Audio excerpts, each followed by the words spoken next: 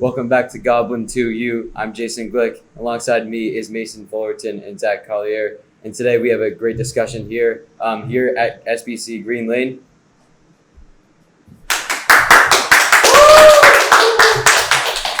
And today this discussion will be about a division that is going a bit under the radar, has a lot of teams that can make some noise, a lot of teams could disappoint. It's the NFC North. I'm going to start off with Mason. Who is your pick to win this division? There's a lot of teams that are making a run. I think there's an argument for all four teams with how good of off seasons they all had.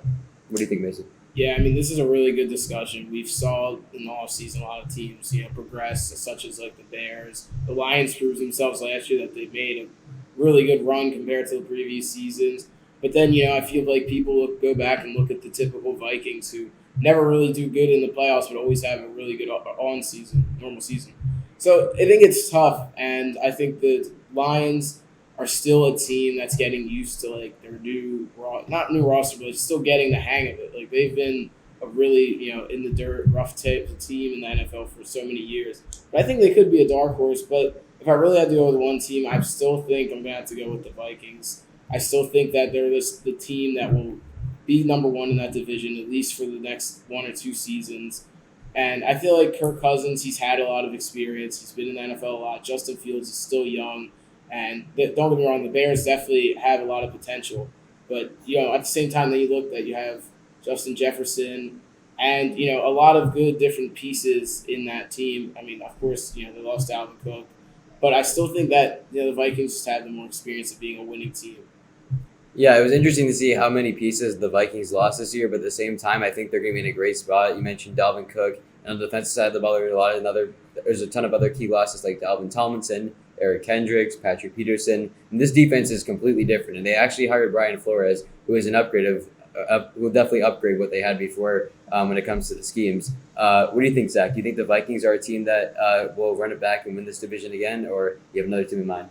To me, the Vikings have too many holes, like particularly in defense. I'm looking somewhere like the Lions. Like the Lions made huge jumps and improvements last year. They had a really great offense and a very promising and young defense. So I think they have a shot to contend for the division. Obviously, they've had some losses. They lost Jamal Williams, and Jameson Williams is suspended for the first 6 games.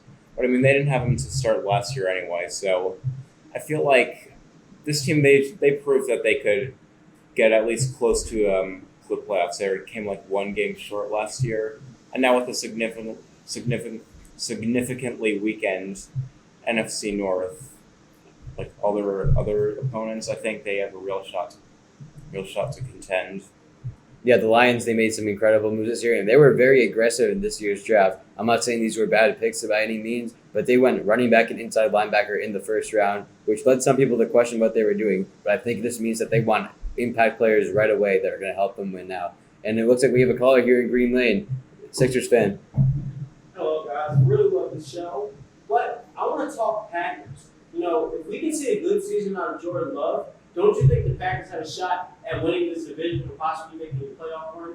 They still have a lot of good pieces. Yeah, it's definitely a great point. The Green Bay Packers have a great defense still. Their defense did not change up at all this year for the most part. And I think that there's a great chance that the Green Bay Packers are able to keep the defensive core intact, and Jordan Love's chemistry with the current team is actually able to help. Mason, what do you think? I mean, I think the Packers are definitely up for discussion. But I feel like, Jordan Love, it's been up and down. I mean, the Packers have been through it. Last season was a rough one for them, of course. Aaron Rodgers leaving. But I don't know. I just still think even I would have a team like the Bears still over the Packers just because Justin Fields, I just think, has a little bit more in him still than Jordan Love.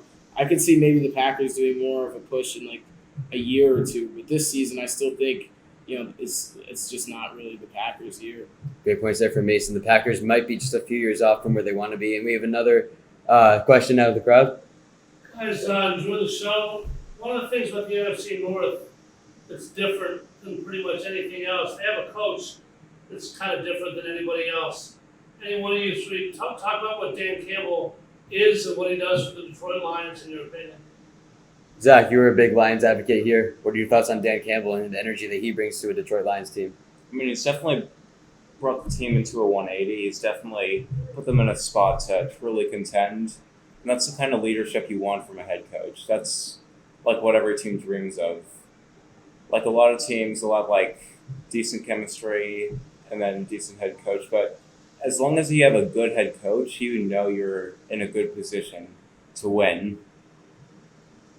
Yeah, I think Dan Campbell has done a ton of things, really a culture shifter here in Detroit. But there's one more team I want to talk about that's only come up a few times.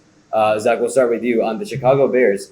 They may not have an energetic coach like Dan Campbell and Matt Eberflus, but the Bears have what it takes to be able to compete with these teams and maybe push close to a 500 record. They made a ton of great moves this offseason. They were able to trade down and still select Darnell Wright, who was one of the best tackles in the draft. What do you think about the Chicago Bears this year?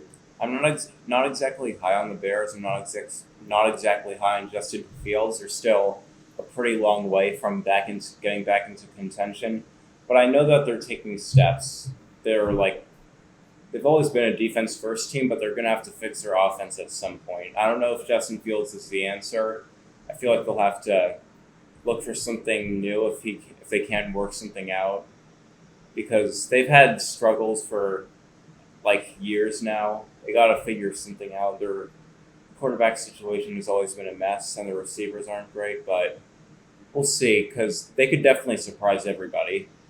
Yeah, there's no doubt that they could surprise everybody. I mean, they actually made some great moves this offseason as well on offense, getting DJ Moore, who, in my opinion, was a fantastic upgrade. Mason, do you have any thoughts on DJ Moore and how he's going to impact the Chicago Bears squad? I mean, it's definitely a great addition. I mean, I know they got rid of Robinson a little bit ago, but I feel like, Justin Fields, as any QB, needs someone to throw to, and that, of course, does help.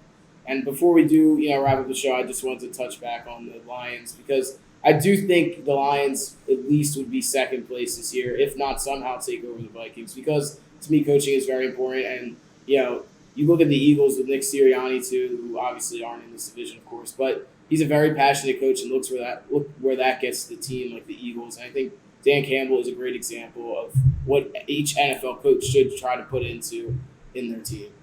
Great points here from Mason and Zach. It seems like the consensus is that the Vikings and the Lions will be at the top, but the Vikings do have a few defensive holes despite the hiring of Brian Flores, and the Packers and Bears have a few question marks, and it may be a few years out. But that's going to wrap it up here from Green Lane, from Goblin to You. I'm Jason, alongside Mason and Zach. We're signing off here from Green Lane.